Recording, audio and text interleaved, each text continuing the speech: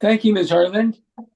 Good afternoon, everybody. I'm calling this session of the Board of Revision to order and acknowledge that we are in Treaty 1 territory, the home and traditional lands of the Anishinaabe, Ojibwe, Innu Cree, and Dakota peoples, and the national homeland of the Red River Métis. Our Treaty 1 cousin Shoal 40 First Nation in Treaty 3 territory. With me today are Diane Knight and Valerie Werhoon. My name is Harvey Diamond.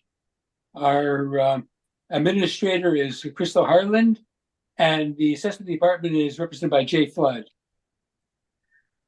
We'll be hearing application for revision of the assessment rules in accordance with the Municipal Assessment Act. The matters revision are requested have been described in each application, and we will limit discussion to those matters. The statements that are made at this hearing are sworn testimony. Anyone speaking to the matters must be first sworn in. Be advised, the comparison of assessments of properties not considered as evidence of market value by the Board of Revision.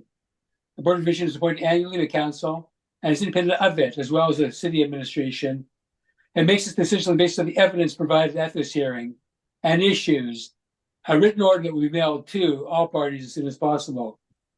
Please note that the board's decisions with respect to application may be appealed to the Manitoba Municipal Board if the matter pertains to assessed value or to classification, or to the Court of King's Bench if the matter pertains to an application for exemption from taxation.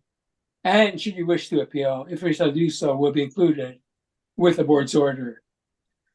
With respect to the hearing process, I will confirm the points of appeal with your property to be addressed to each applicant following the swearing in. We will then have the assessor's testimony followed by any questions that the applicant may have, and then the applicant's testimony followed by any questions. And each side will give an opportunity to summarize the wish to do so.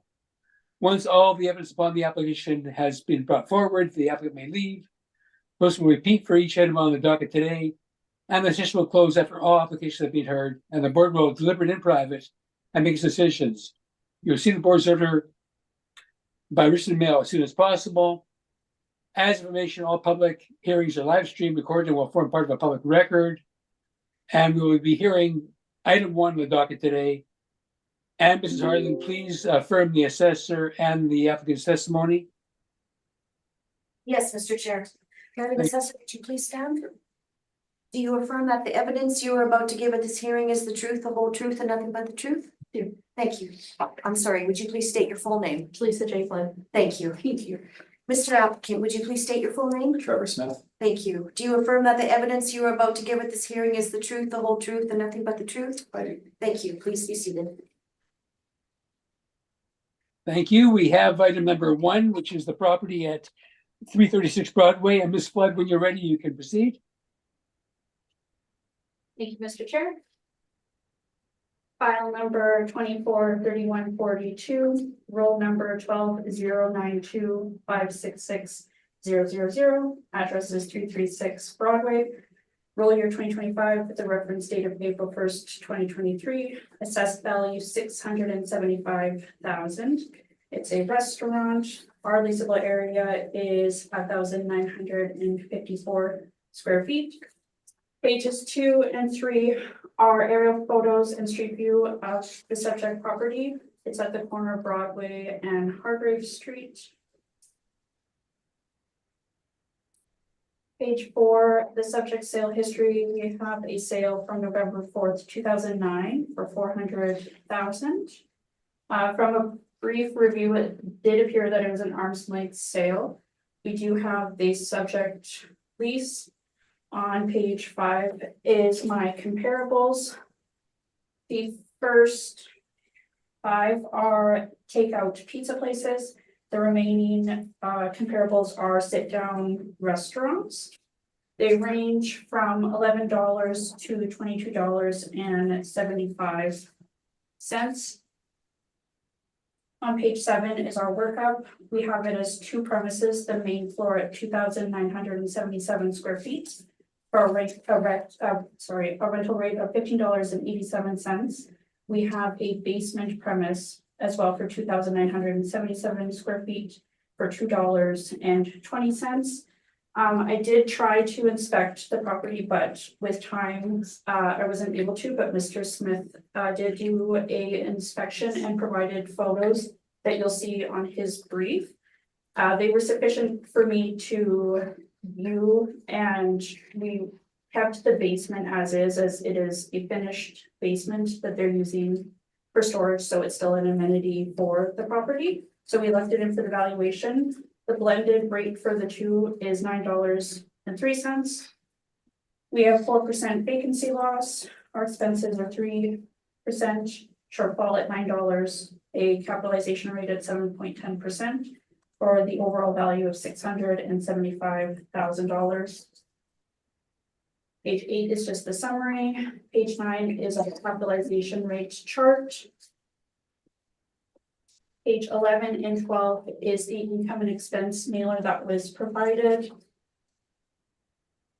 For the lease, it looks like they're using for the main floor with the monthly rent of, I believe it's $2,387.49, which is $9.62 based on their lease. That is my presentation. Thank you. Thank you. Mr. Smith, any questions? Yes, just a couple. Looking at the rent comparable page number 5 there. None of these comparables are basement space, I'm assuming, right? Yes. Correct? Correct. Okay, Main floor, yeah. so that would all be main floor, okay. Yes. And yeah, looking at the rent comparables, none of them are also in the, call it the central core area, where the subject is. Correct. Downtown was hard to find restaurants that were net or that weren't owner occupied. Agreed, Yeah. yeah. A little challenging. Yeah, it certainly can be for sure. Pardon me. And then, and again, looking at the rent comps, and I have the same issue, most of well, actually all of them, I believe, are within strip malls. These aren't standalone buildings themselves, is that correct? It was a bit of a mixture. Some are from strip malls, some are neighborhood shopping centers. A 166 Provenche is a retail store. So I would say that probably would be the best comparable for it. But yeah, the rest they're not standalone like the social property. Okay. And just sticking with that page, that's really where my questions are. The first property there, 50 Lakewood, so this is in the Southdale strip there, with Walmart, Canadian Tire, Shoppers, Manitoba Liquor Commission, correct? I want to say it's on the other side of it, but Okay, it's so part, it's it's shadow part of. anchored by those, uh, as in it's across the street. I believe it is, but I'm not 100% sure. Okay. 1765 Keniston, the third one there, similarly anchored or shadow anchored by Canadian Tire, Rona Sport Check. It's at the power center node at Keniston and McGillivray there. It's near there, yeah. Yeah. And then 1609 Regent, same thing. I believe that's a pizza, and that's right at the corner of La Jamoje and Correct. Regent. Yes. Okay. Those are all of my questions. Thank you. Thank you. Ms. Warehood, any questions? Not at this time, thank you. Thank you. Ms. Knight, any questions? Yeah, just in your rent comparables, 1064 Pembina Highway, is that a mall or is that its own property? 1064 Pembina? Yeah, I don't quite remember, but I know it isn't a standalone. okay. Thank you. You're welcome. Okay, and the lease in place, is that an arm's length lease? Pardon me? Is the lease in place an arm's length lease? I was going to ask Mr. Smith, as I'm not entirely sure if the owner seems as if they have an association with Pizza Hotline, which is the subject property business that's in place. But I don't know if there's an association with the current tenant at the moment, as their current lease does seem quite low, in my opinion. Okay, next question, the downstairs, I know you have a minimum rental for it, but is that considered, why do you consider that as rental property or warranting a rental? We're leaving it in for the valuation because they're using it as an amenity for the business. And it is a finished basement, full height basement that they could use for the business. Okay. And the cap rate, how was the cap rate determined? It was model driven. And do you think that the cap rate is, the model is accurate? I feel it's fair.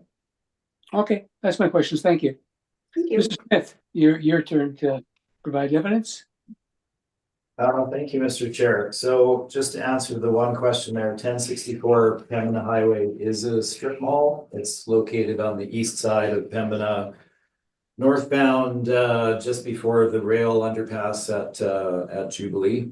Okay, is where thank you. that is located. Subject property 336 Broadway. So this was originally a CIBC bank, originally built in 1956. Please excuse my 1970. That's the city's effective age. So it was built in 1956 with renovations in 63 and 1997 is the information that I have. That was while it was a bank. The 97 renovation was actually post its use as a bank, as the bank use ended in 1997. Since then, it has been tenanted with various retail uses. The current tenancy with the Pizza Hotline has been in place. Originally, they shared the space with another restaurant, but they've been there since 2012, is my understanding.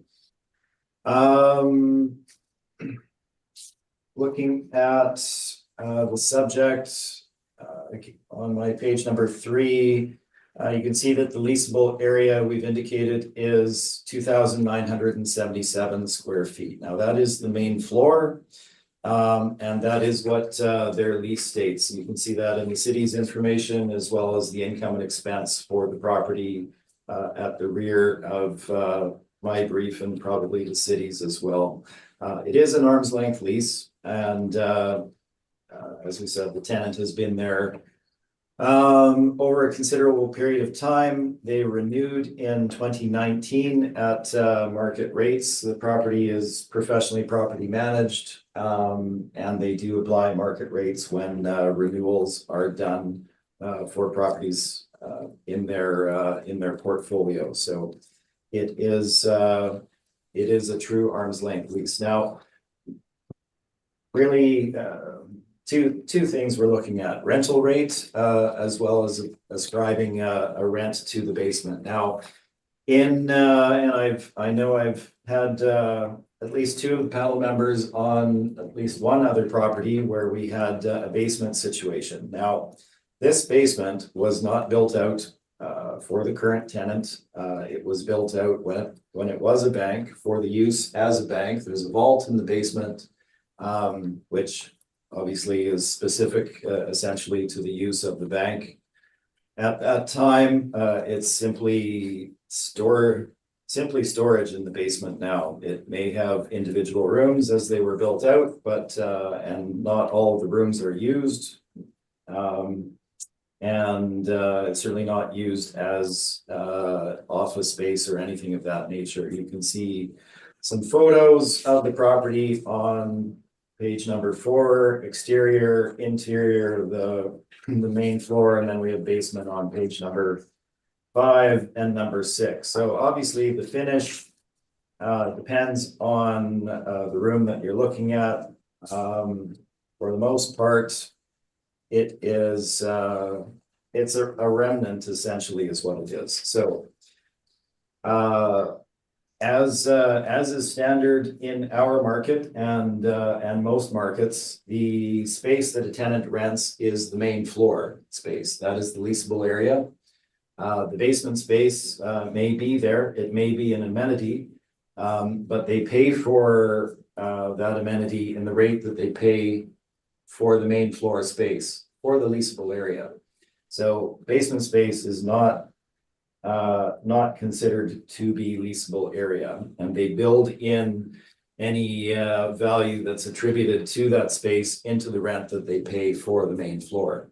So they struck a lease in 2019, which has has lifted since that 2019 timeframe as of the valuation date, and they are paying 10. On my page 11, you can see the rate. They're paying $10.60 per square foot for the main floor leasable area. The reason we don't have any comparables for basement space is that basement space does not lease out as leasable area. You're just not going to find leases on the market for that type of space. It's just not how the market functions. Leasable area is the main floor. So that being said, let's look at the valuation. Again, if you look at the photos, you can see the layout essentially and condition of the basement space. We have, yes, some built out space. We have some areas that are less built out with exposed plumbing and the rest of the finishes, as you can see in the photos there. The property obviously located on Broadway, as already indicated. Let's skip forward to valuation and market leasing activity that I've indicated. So they are paying an arm's length lease of $10.60 a square foot as of the valuation date. We have given you our market comps beginning on page 11, stretching on to page 12. Some of them are the same. I realize, but we did try and provide a fair spectrum of comparables for the panel to look at. If we look at the chart on page number 11, you can see they are generally well located on main thoroughfares for the most part. These are, as with the city, located within strip malls. These are generally, generally smaller strip malls, so they're not a retail center that is either anchored or shadow anchored by a Walmart or a Canadian Tire or a Shoppers Drug Mart or things of that nature. They are true standalone strip malls with 4 or 10 units, however many there are, with the individual tenancies. I will point you to start with to my comparable number 6, which we should strike out if we could. And I do apologize for that. That is a property that has since been demolished, so we should probably remove that from our comparable list. That was not intended to be included. And then following that, number 7 is probably our most important comp to look at. This is 539 Osborne. It's located on South Osborne at the corner of Morley and Osborne in that Riverview area. It is a former bank, exactly like the subject is. This was a bank in Montreal and has since transitioned from that use, as many banks did. And it now has a couple of tenancies in it, the largest of them being the Little Sisters Coffee, which which struck a lease in 2018, as you can see, at a rate of $10.43 per square foot. There are a couple of smaller tenancies, again, on the main floor, and on the other side, they kind of, I will say, come and go a little bit. They're a little more questionable, but Little Sisters has been there for a span of time, beginning in 2018, and they're still there today. Now, the main floor there is about almost 2,500 square feet, so very similar in size to the subject. It also has a basement space with a vault, etc. I knew owners of the property previously, and I've been in the basement there. It's not terribly different from the subject property, and obviously the lease that we're looking at there is again based on main floor space alone. The basement is there, and they probably use it to some extent, but the lease again is struck based on the main floor leasable area. So that is a rent at $10.43 in a well-located area, in a very similar structure to the subject. Now, the rest of the properties, the first ones are generally restaurants and or pizza places. 433 River is a pizza place, 1,600 square feet, 2022 lease at a rate of $12.50 a square foot. This is in Osborne Village, located on the main floor of a nonprofit seniors housing residence on the east side of Osborne, right in the heart of the village there. 836 St. Mary's, also a pizza place, 2020 lease at $12.85 a square foot, well located in St. Patel, considerably smaller space at 825 square feet. The top two also restaurants ranging between $10 and $14 per square foot. Now, the remainder of the comps are there for you to see. Essentially, we're indicating that you will see leases at this level in the market that are supportive of the rent that they are paying. It is an arm's length rent, and based on the comparables that we have, we believe that they are paying a market rent. Now, if you look at the situation from an investor's perspective as well, you're to buy this property, what would the revenue be that you would be getting? Well, the revenue you would be getting would be based on the legal lease that is in place, stretching through the valuation date. So it would be based on the 1060 per square foot. They would not pay you based on a speculative lift in rent following that. Moving on, I don't believe have any differences on the remainder of the valuation parameters, so I won't spend a lot of time on those. Aside from cap rate, we've actually applied a lower cap rate than the city has at 6.5% for the subject property. And this is summarized on my page number 17. And you can see our valuation versus the city's overall valuation. So applying the 6.5% to the NOI, we get a final market value of $436,000.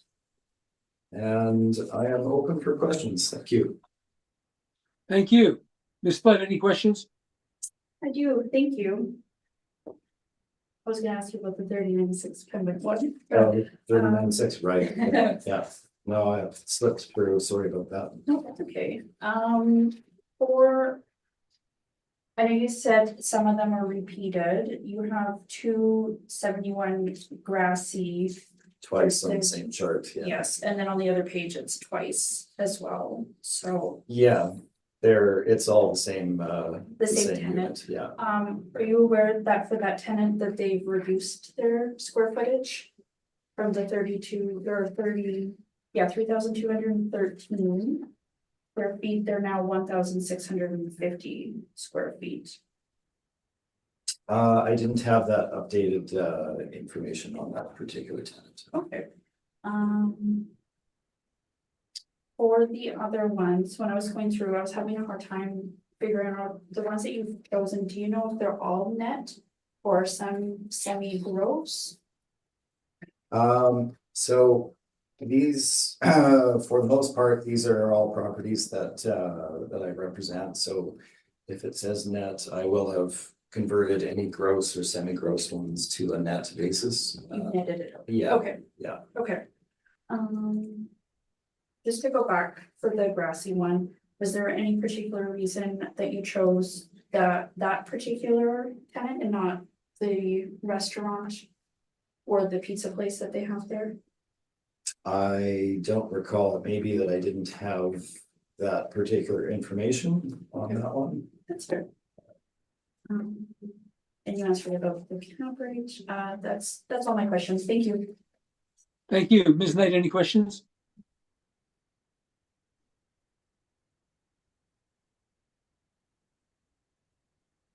No, I do not. Thank you. Ms. Byrne, do you have any questions? I do not, thank you. Okay, well, Mr. Smith, I've seen this property, I've driven by it, and I think I've even been in it and maybe even bought a pizza there one time. It seems to be a pretty good area at lunchtime, and there aren't a lot of really competitors in the downtown area. Would you agree? I wouldn't disagree that it's not a bad location, certainly. It would be comparable to the comps that we've supplied in our chart, as far as rent comparables go. Okay. Our competitors downtown, certainly there's lots of competitors in the downtown area. Yeah, but not for a walk-in and carry-out pizza restaurant. Oh, there's a number of pizza places in the downtown core. I don't necessarily have access to any arm's length leases to provide you, but there's a number of restaurants to choose from in the downtown. Okay, maybe I don't know downtown as well as I thought I did then, if you say that. But I know that it's in a good area for office people grabbing things for lunch, and also in the evening, there's quite a few apartment buildings between Assiniboine and Broadway, which would be able to walk to this location. Do you agree? I would agree, and I would say, again, it would be similar to the strip malls that we've indicated with the very significant traffic flow past them and the number of potential clients that they have available to them as well. Okay.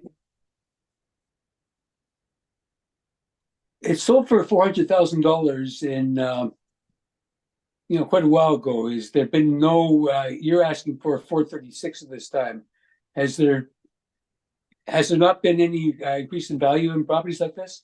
I'm really not looking at the original purchase price as it transacted. As you know, we're looking at the market value of the property based on an income valuation, and that is the exercise that we've gone through. So what they paid for it originally, I have no further information on that particular transaction. Okay. In all fairness, I think you agree that the cap rate that the model uses is probably high because you've chosen 6.5, which I think is, kudos to you for being forthright. So thank you. Thank you. Okay, I don't think I have any other questions, so thank you very much. We will have to make our determination. And I know the mail might be slow now. I don't know if you have other ways of getting communicated of our orders, but get it as soon as possible, I'm sure. Thank you both for your appearances today and your evidence. Before closing, if you do want to make any summation, I'll allow both of you to do so. So, Ms. Flood, do you have a summation you wish to put forward?